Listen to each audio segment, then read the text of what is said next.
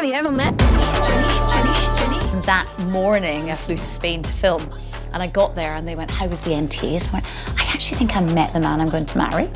And they went, yeah, right. And it made me wonder how many times I've said this in my life, but I don't remember saying it before. But I arrived and went, yeah, and they went, what's his name? And I went, I ran the London Marathon yesterday and I got a couple of amazing souvenirs. This sexy medal and this. It was the 10th time I've run it, and I was really excited because I've run it for charity so many times, and this year, my 10th, I just wanted to kind of go out with a bag. And mile 5, a lady cut in front of me, and look, it was an accident. I'm sure it was an accident. I hope it was an accident. Did she say sorry? Maybe not. It really hurt.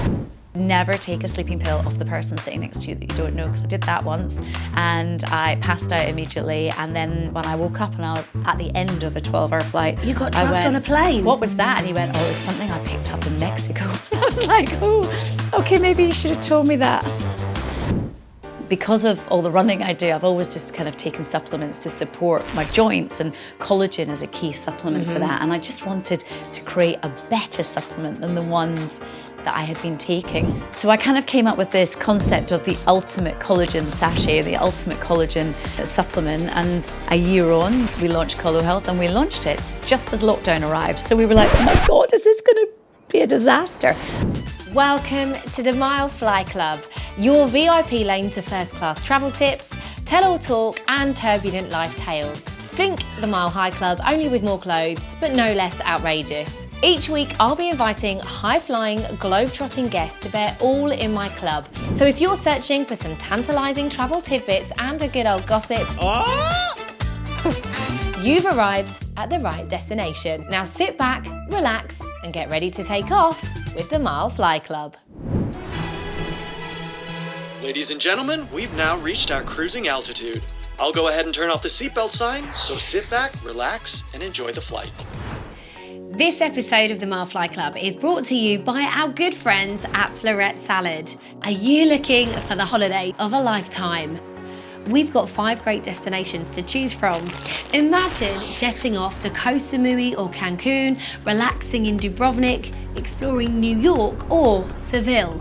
There are 3 tasty escape holidays to be won, and if that wasn't enough, £100 could be instantly won every single day. All you have to do is swing by your local supermarket and grab a promotion pack of Florette Salad. For more information, as well as free recipes, bonus prizes and more, visit florettesalad.co.uk. And be sure to check out @Florette Salad on Instagram and Facebook. Make your summer unflorettable with Florette's Tasty Escapes. Competition closes midnight, August 16th, 2025. Please don't enter after this date. She's a smooth talker hosting the weekday breakfast show on Smooth Radio. As a fitness fanatic who's incredibly just finished her 10th marathon, she's founded both the Run Pod and Kollo Health. However, with a broadcast career spanning 3 decades, she's best known for hosting some of the UK's favourite TV and radio shows. A presenter, podcaster, entrepreneur and mother, she's a female force of nature I'm lucky enough to call my friend. Welcome to the Mile Fly Club, Jenni Falconer.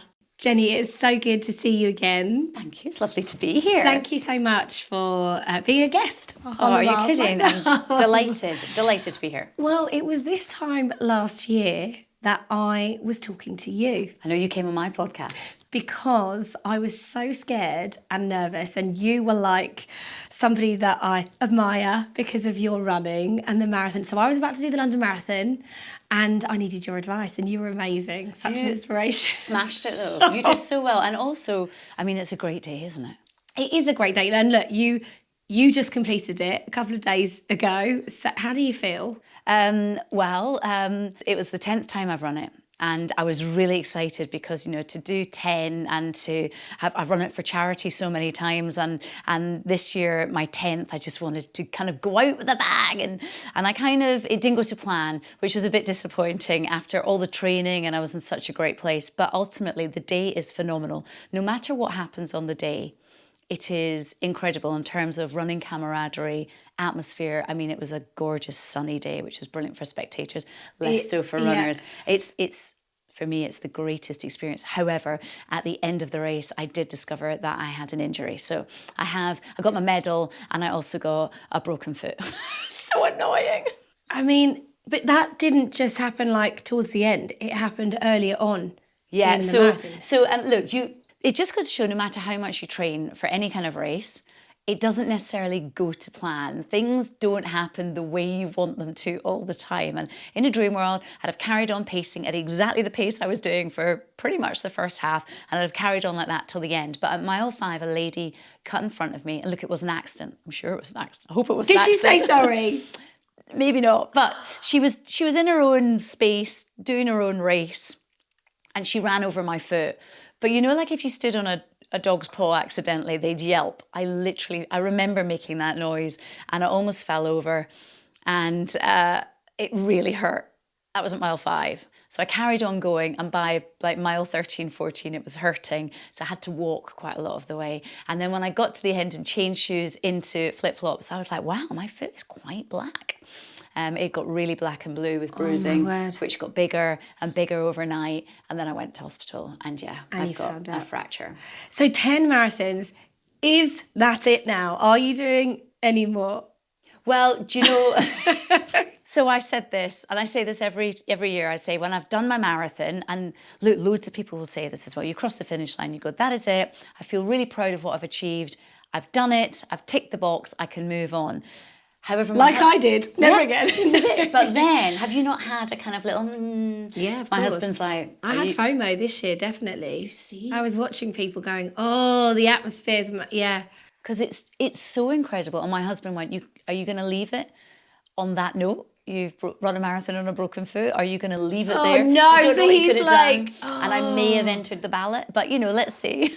No way. So where did this love of fitness and running come from? Have you always been like that as a child? Yeah, I'm like a jack of all trades and master of nothing. I just like having a go at stuff. I like being active. I'm not very good at sitting still. I get bored very easily. And so for me, I just want to try lots of sports and be as active as possible. And running was something that when I started working television, so I was just 18, 19, I hadn't really done any running before, but I found that filming, because I was working in telly quite early, and filming was taking me away, and I was away for like a week at a time. Then I'd be back at university and I'd be studying and I'd be going to the student union with all my friends. So you were in telly and you were at university at the same time? Yeah, doing both, kind of doing both full time. And it was quite a difficult juggle. And all that happened was I put on a lot of weight. I was eating licorice, all sorts, in the car on the way to shoots. I was drinking pints of Snakebite and Black with all my friends at uni. And I didn't really feel myself. I didn't feel fit, didn't feel energized, and I just wanted to do something to feel like me again. And the only thing I thought I could do would maybe be go running. But no one really went running. It wasn't, you'd see the marathon on the telly and it looked like it was just professionals that did that kind of thing. So to go out for a jog seemed like something that would be quite embarrassing, something that would maybe be too obvious. You'd run along a road and there'd be cars, they'd be embarrassing. But I thought, no, I've got to do something. And so I started running age 19 to try and get fit. And what started as a mission to maybe just run around the Botanic Gardens in Glasgow turned into this obsession because it made me feel so good. And soon it didn't come. I didn't run because I needed to. I didn't run because I wanted to lose weight. I didn't run because I wanted to kind of get from A to B. I ran because I felt good and I wanted to see how much further I could go. And I used to go out for a run, Laura, and there was no GPS watches. So then I get home, get in my car, and I drive the route to see how far I'd run. Wow! And that's how I kind of built up. But I never would have entered a race because that seemed too elite and too kind of professional. So at age 18, 19, you were at uni, you found this passion for running, but you were eating licorice all sorts. But interestingly, am I right in saying you've never had a crisp or a McDonald's? But that was different. That's a bet. That's a bet with my mum. No, I have had McDonald's, but I haven't had crisps or chips since the age of 14 because my mum bet me I couldn't go without them for a week. And I was just after a week, I was like, well, let's see if I can do a month. And I got to a month and I was like, well, let's see how long.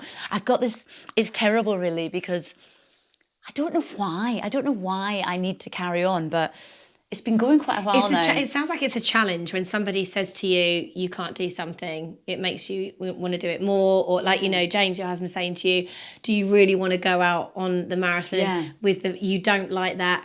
I think people know how to wind me up, and they know that I'm quite headstrong, and I'll be like, I can prove you wrong. Wow. So, I mean, I don't know why I did it as well. I was live on the radio on November the 1st, and it was like 6 something in the morning, and I was like, right, it's November, you've got to say no to something. And I went, right, I'm going to say no to biscuits, because it's just so pointless. I literally haven't eaten a biscuit since, and I can't do it because since November the 1st. And I can't bring myself to have one because I've not had one for so long. It's stupid. It's a stupid thing. So diet and food is quite a big thing. It's a travel podcast. Now, I do want to get into talking about places you've traveled to, but when you're traveling, are you like mindful of what you eat? Do you like to try, street food on the stalls, or are you more conscious and you'll go and have a salad in a nice restaurant or something? I'm quite fussy. I really am. So I will absolutely go and look at all the food stalls, and I'll maybe look. I love fruit. I love veg. Not so sure about fish, seafood. I like it, but I wouldn't probably be willing to try things. And primarily, I was doing a travel show years ago, early 2000s, and I was filming in Hong Kong, and we went to dim sum places.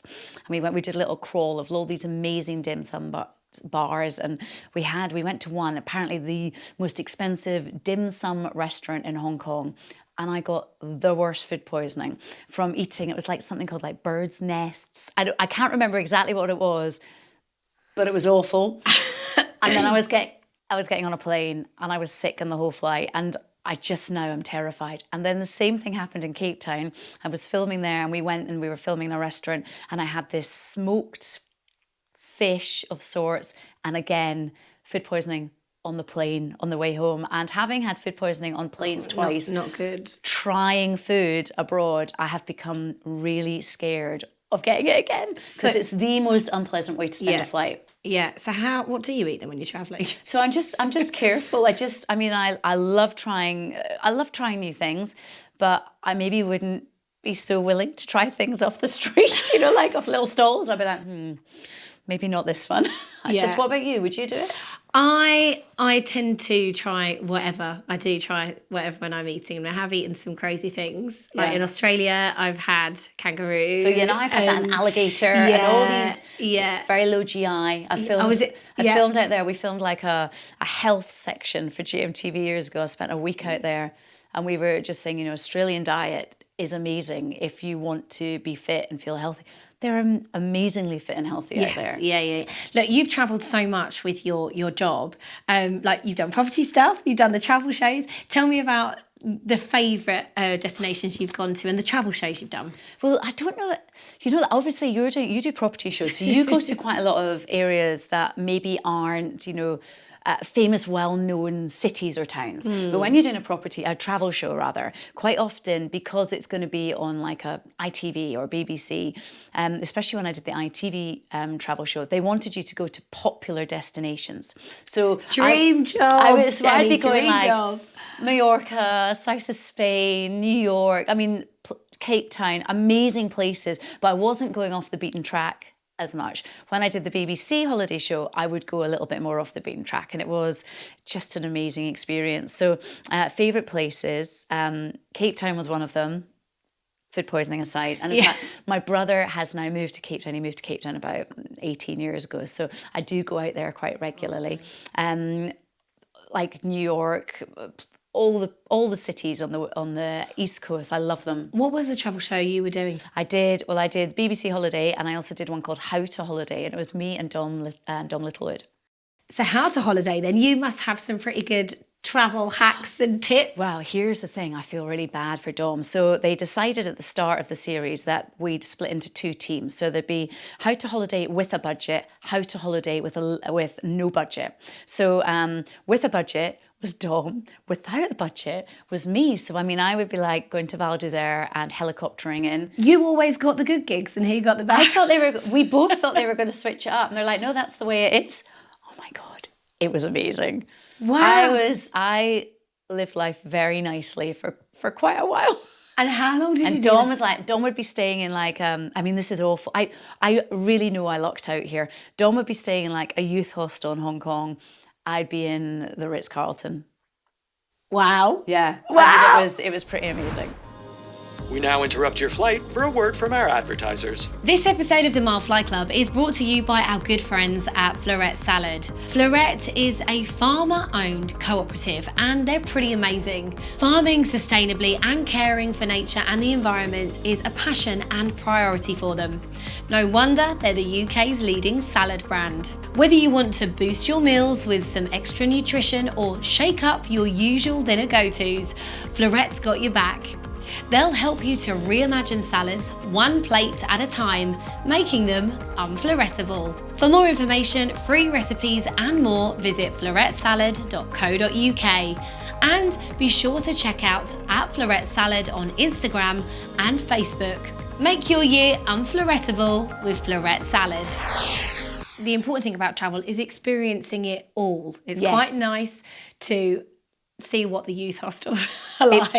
And Dom did that. It's not for you. Do you know what? I wasn't given the opportunity to go into it. I've experienced all different types of accommodation, all different types of destination, but on that show, I saw the finer side of it. It was really, I mean, it's not normal to luck out that much, but I'll give you an example. This is just to show you budgets for television. So we were filming in Paris and he was staying in a usual like very, very low cost hotel, and we were staying on camera at the George Sank, which is amazing. Lovely hotel. I've stayed there. Okay. myself. Okay. Well, the TV show budget didn't cover us to stay there, but we were filming there, so I had to stay there, but I wasn't allowed to eat anything in the hotel because it was outside the per diem budget. And so what they did was they agreed that we could eat in the staff canteen of the George Sank. So we ate behind the scenes with the staff because the TV show didn't have the budget to pay for us to actually eat there. And what was that like then? Well, it was just normal, but we weren't actually, even though we were filming all the lovely stuff, we weren't actually allowed to experience it.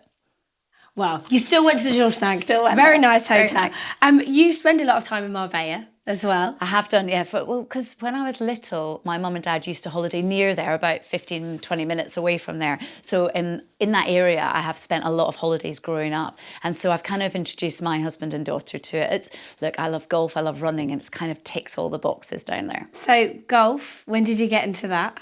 2019, I took up golf, and I work on the radio. I work on early radio in the mornings. We know what you do, and Jenni. So, because I used to have some afternoons free, and I was like, I need to do something. I've told you I'm not very good at sitting still. So I thought, well, maybe this is a good time to take up golf. My mum and dad have been pestering me forever to give it a go. So I thought, well, I'm going to try. And I literally fell in love with it after one trip to the driving range. So I decided to see if I could get any better. And you've got a few golfing celeb pals as well. We know. I always see you playing, rounds with.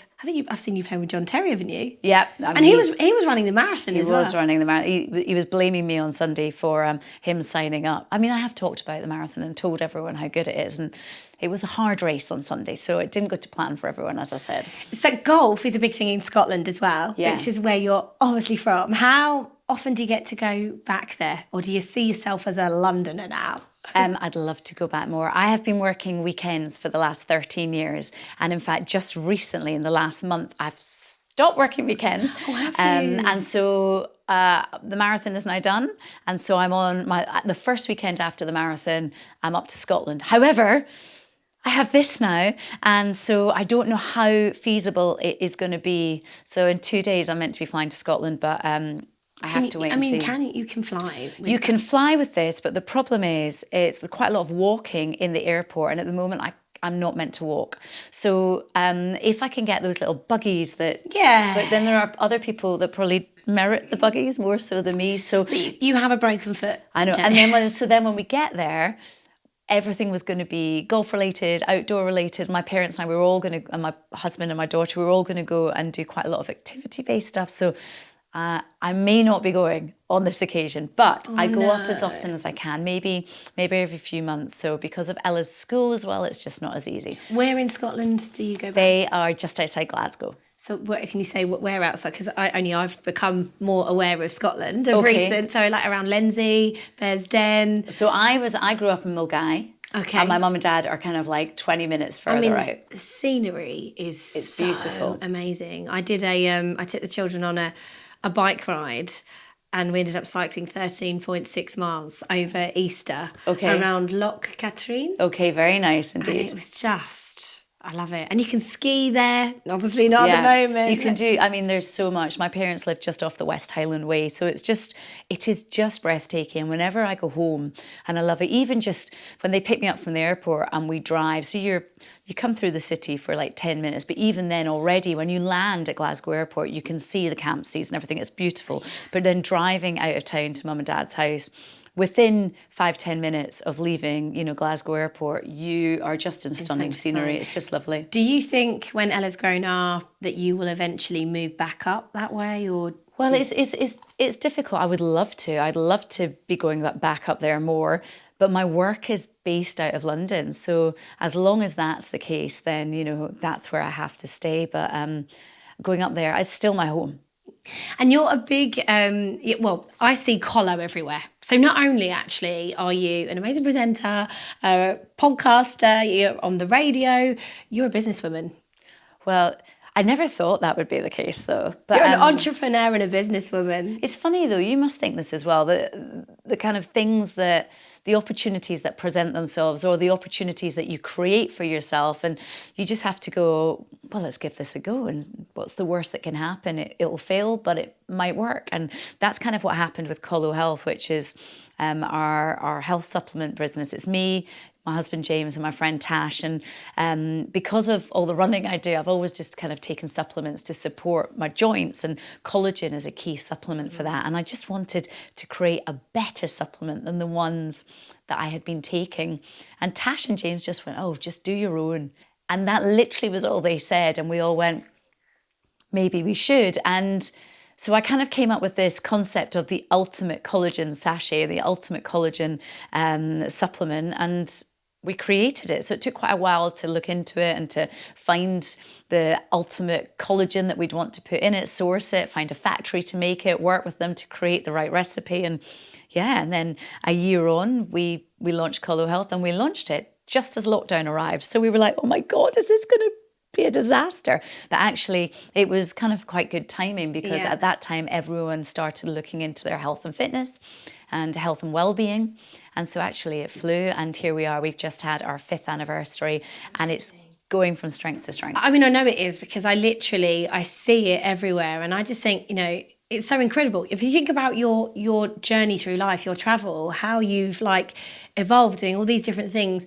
Am I right in saying that you started in TV on Blind Date? That's right. When I was 18, I just turned 18, and I filmed Blind Date. And I just thought that was going to be a little bit of fun before I started uni. And then here I am. And I loved it so much. And I remember saying to the team on Blind Date, I love this. I'd love to do it for a job. And they went, that's what everyone says. And of course everyone would, because it was just so much fun. But I decided to actually actively pursue it. So whilst I was at uni, I just started doing work experience like Sunday mornings, really early. I'd go and do work experience at a local radio station or local TV studios. And I think that kind of gave me a bit of a launch pad, because when Blind Date went out, someone wanted to do an interview, and I was like, well, only if you let me kind of do a little bit more work experience at the studios. Anyway, it was great. So when you look back on your journey through life and how things have evolved, how does that make you feel? Yeah, it's funny, because I don't think you can necessarily plan the direction that your life is going, and you can think where you'd like to go, but it doesn't always work out that way. For me, I just assumed when I was at school I'd go and be like an architect, or I'd live in Spain and I'd work in a city and I'd I don't know, I would do something businessy, and I didn't really know what. And I remember my dad always throwing marketing around. I literally didn't know what I would do in that. But I was like, yeah, maybe I'll do marketing in Spain. Because I just Why Spain? 'Cause well, you I mentioned love Spain so many Spanish. I times. love Spain. I studied Spanish at school. I went on to do it at A-level. I spent time with Spanish families. I went and lived with them for a bit, and in like school holidays, I just wanted to be fluent in Spanish. I loved Spain so much. And then when I went to uni, I also did Italian. So I just had this absolute burning desire to speak all these Romance languages and maybe spend a lot of time living over there. As it happened, I fell into telly, which I realised I loved. And suddenly the desire to go and work and live in Spain and Italy kind of fell by the wayside a little bit. And I was at uni and I was going to have to spend a year in Spain and maybe quite a significant amount of time in Italy as well. But I was also working full time. And it came to the crunch point where I was offered a like primetime ITV show, or I could go and do my year out, and I had to start by doing like a term in Italy. And the ITV were like, you cannot go to Italy because we start filming that week. And I was going to be doing a documentary for ITV. And then the university were like, we know you're not skiving because you're ill. We know that you've got a TV job. And I was like, oh. So I put uni on hold. And then 7 years later, they wrote to me and went, you can't be on hold anymore. You have to make your decision. And have you ever gone back and finished the degree? No, because, well, I had enough credits to get an ordinary, but Leeds University wouldn't give me an ordinary. They said, no, we're not giving you. You have to get, you have to get the next level up. And I was looking into doing it on an open university, but do you know what? I stopped. Do you know what? I find that really interesting because of everything else, the way you talk that you've done, and you kind of want to complete it. It's interesting that that's the one thing that you've not gone back and bothered to. Yeah. Now you're going to do it. For me, the key part was the language. There's the oral part of it, and I wanted to go out there, and as long as I could master Spanish and Italian, then I was happy. I didn't need the degree to prove it. And also, it's nice for my brother to have something over me. He's always going, who's not got a degree? The competition. But having studied the languages and having spent quite a lot of time in both countries, luckily, I was pretty good at both languages. I'm terrible now though, because it's been so long since I was that fluent. I mean, I think I was close to being fluent in Spanish, but now, God, I've forgotten it all. We now interrupt your flight for a word from our advertisers. Hi, I'm Laura Hamilton. If you've ever dreamt of owning a property abroad, whether it's a holiday home, an investment, a renovation, or even a place to relocate, then my brand new course, My Property Abroad, is for you. Buying property overseas is exciting but also overwhelming, and that's why I've created this course to give you all the tools, tips and confidence you need to make smart decisions when buying abroad. From choosing the right location, understanding local laws, dealing with agents and even making the most of your property as a rental, I've packed everything I've learnt into simple step-by-step lessons. Join the community at mypropertyabroad.com to find out more. Finding a reliable tradesperson shouldn't feel like a full-time job. I've developed over 20 properties and believe me, I've had my fair share of no-shows, missed calls and mystery quotes. That's why I love Worky. It's a brand new app that lets you book trusted tradespeople, electricians, plumbers, decorators, all vetted and reviewed. You can choose when they come, see real-time availability and even filter for preferences like pet-friendly or female-only if that matters to you. Simple, smart, and no more chasing quotes. Download Worky today and book with confidence. So where are you travelling next? Where are you off to with the family? So we're going to do Europe. We're going to do Europe again. I love Europe in the summer, and it's very tempting to go further afield because Europe, actually, the prices hike up in the summer and everywhere else becomes slightly more affordable than it does the rest of the year. But Europe is so beautiful. Even if you go for a weekend, the light in Europe is just amazing. That golden hour every day. I mean, I just love it. I love running, as you know. And for me, wherever I go in Europe, I just want to run in first thing in the morning. I want to be out walking first, when the sun's first coming down in the evening. I just love it so much. So we're going to go do Greece this summer. I've not been to I haven't ever done the Algarve. So I'm going to try the Algarve. I can't believe we've done the Algarve. There's so much golf there. I know. This is why I'm doing it. Okay. My daughter's like, oh my God, we found another golf destination. What do they do, James and Ella, when you're James has often... started playing golf. So we play golf. Ella plays golf, but she doesn't want to play on holiday. I mean, she likes coming out, and every now and again she might want to join in, but she's happy to just let us. So she allows us in a week 2 rounds of golf. And we're like, fair deal. She allows us because we're like, it's your holiday too. So every day someone gets to choose. So like obviously James and I both choose golf and she doesn't. So therefore that kind of works out quite nicely. So James is an actor. Yes. How did you two meet? I interviewed him. And said, do you want to go out on a No, date? no. I interviewed him. He was in a show called Cutting It, which was a show with like Amanda Holden and Sarah Parish. And he was in that. It was all about hairdressing salons in Manchester. And I went to do a set visit and interviewed him. And actually, we kind of teased each other a little bit. There wasn't really any chemistry there. And it was a few months later, this is very television. It was at the NTAs and he was there and he came over just to kind of take the mick out of me. And I didn't remember his name. I remember going, oh, he's from Cutting It. Anyway, we had a really good laugh. I remembered his name was James.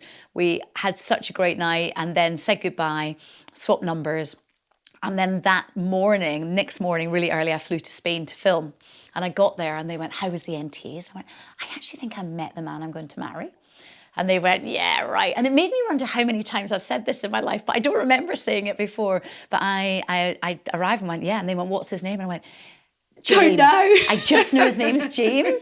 And he was in Cutting It. And no one had, you didn't have internet on your phone or anything. So we were all going, how can we find out? So we had to kind of find some dial-up internet, look for Cutting It and try and scroll through and find all the actors' names. What was it about meeting him that then you were like, that's the man I'm going to marry? I just think he was funny, took the mick out of me, and we just had a good fun evening and we had a laugh, and that's really important to me, making each other laugh. Obviously I found him very attractive, but apart from that, I'm, fit guy, makes me laugh, ticks all the boxes. And here you are, married. Yeah. Well, then we went on a first date the week after, and I actually was meant to be going on a date with someone else, and he was meant to be going on a date with us. We both cancelled, and then we went to meet, and we sat in the bar next to each other, maybe an hour. That's how keen I was. I stayed an hour thinking he'd stood me up, and he sat in the bar next door thinking I'd stood him up, and eventually we found each other. So. And you got engaged in New York. In New York, yeah. How was that? Yeah, it was good. It was really nice. He very romantic. He popped the question on a Billy Joel tribute band cruise, and I think it was like, I don't know if I like to think Piano Man was playing. It might have been another one of Billy Joel's songs, but we were going under the Brooklyn Bridge at the time. Oh. So it was me, James, lovely music, and about 700 Americans with fanny packs taking photos. What's your favourite holiday you've ever had? Oh my God, Spain, anywhere in Spain, because I just love it so much. I love going to Cape Town. It's just because my brother lives there, so I get to kind of see a bit more of an insider track and stuff. I've worked quite a lot in Australia, and I would love to go back and travel more there. Best place though, probably the Maldives, because I don't think photos do it justice, do you? It's literally heaven on earth. It's heaven on earth. Favourite place. And I haven't been there in 20 years, or 18 years. I think that's a lie. I haven't been there in maybe 13 years because I went last when Ella was just a toddler. And she had decided she didn't like sand, like even a grain of sand on her. And if you've been to the Maldives, everywhere's barefoot, there's sand everywhere. So it was a nightmare. It was a nightmare. And then also, did you know that a lot of people, especially people from the Far East, if they are on honeymoon, quite often they'll bring a balloon to breakfast? No. Yeah. So what? No, I've never heard that. So if you imagine being in a hotel with sand everywhere, you've already got a child that doesn't like sand and they're terrified of touching it. And then everyone at breakfast has a balloon and she hasn't. It was quite stressful. Oh, so they take a balloon when they're on their honeymoon? Yes. Never seen that in my I life. quite often wear matching outfits. Any disaster travel stories that you can share? Oh my God, I've had lost luggage, I've had delayed flights, I was stuck in the Maldives because of a storm. Funny, I got stuck there in the ash cloud. Oh, did you? I mean, what, you got stuck in the Maldives in an ash cloud? Yeah, but I ended up leaving and going to Sri Lanka for 2 weeks. Okay. But yeah, because as lovely as it is, I'm surprised someone like you loves it as much as you do, because, I mean, what did you do? Run around the island? No, I did good. I went to the gym quite a bit, I have to admit. Do you know what it is? It's beautiful. It is absolutely beautiful. I love, like, Mauritius is nice, Seychelles is gorgeous, but there's something spectacular. It is like a paradise. Like Hawaii, amazing, gorgeous. But Maldives is just paradise. So when you lost your luggage or you've had delayed flights, how do you deal with those situations? Do you know what's worse? When you're delayed because of a storm. That's the worst, because there's nothing you can do. You can't go out. You can't go, I'll lie on the beach, because you can't go outside. It's just really frustrating. Hit the gym. Yeah, there's not an awful lot to do. Any travel tips or hacks? Traveling with children, always take spare clothes, not just for your child but for yourself, because my daughter, she is not travel sick at all, but when she was little she used to get travel sick and she'd projectile on every single flight we were on, and so thank God always I take spare clothes. And my husband just Even now? I always do, always will. Just a little spare top or a spare something, just in case anyone. I sat on a flight and someone spilt a drink down me, and you're like, are you kidding me? But I always have a spare top. I think it's just years of worrying your luggage doesn't turn up, or someone might like spill something on you. It so easily can happen. Spare set of clothes. Yeah. And also never take a sleeping pill off the person sitting next to you that you don't know, because I did that once and I passed out immediately, and then when I woke up and I was at the end of a 12-hour flight, You got drugged on a plane? What was that? And he went, oh, it was something I picked up in Mexico. And I was like, oh, okay, maybe you should have told me that. You just took a pill off a random stranger. Well, he said it's a sleeping pill, it's really good. And I was like, amazing, thank you, boom, and out cold. And yeah. How old were you when you did that? I was filming in San Francisco and I was on the flight home. I'd been in San Francisco interviewing Enrique Iglesias. I was in the middle seat in a row of 5. So I was literally sitting there like this with a cover over my head going, I just can't get to sleep. And the guy next to me, he'd been chatting to all of us, and he said, I've got these, and my boss Ruby was like, yeah, that will be good, you'll fall asleep with that. Took it, and yeah, I did fall asleep. Were you the only one though, or did everyone else in the row take well, he took one? Well? Who's your favourite person to travel with? Oh God, I love traveling with my daughter. My little girl, from the first time she's gone on a plane, it's not called a plane, she's called it a holiday plane. And because whenever she gets on a plane, she knows she's going somewhere nice. So even if it's to go and visit, my mum and dad, she's going somewhere nice, we're going on a holiday plane. And obviously it's called the Mile Fly Club podcast. So we always like to ask our guests, are you a member of the Mile High Club? Okay, so no, I don't know if I can tell you that. Oh! No, I'm not. Oh! But I thought it'd be good to play the game. Oh, I know. Look, do you know what? There's always an opportunity to join the Mile High Club in the future. Yes. I'm sure you've got lots of trips planned, plenty of trips to Spain. Yeah. Jenny, thank you so much for chatting. Thank you. To It's been me. lovely to be on. And I wish you a speedy recovery. Oh God, I keep forgetting I've got this on. Oh, so annoying. Thank you. Thank you. Hey, Mile Fly Club, thanks so much for travelling with me on this episode. For more content like this, please click the subscribe button. And for the full podcast interview, check out the Mile Fly Club on all major audio streaming platforms.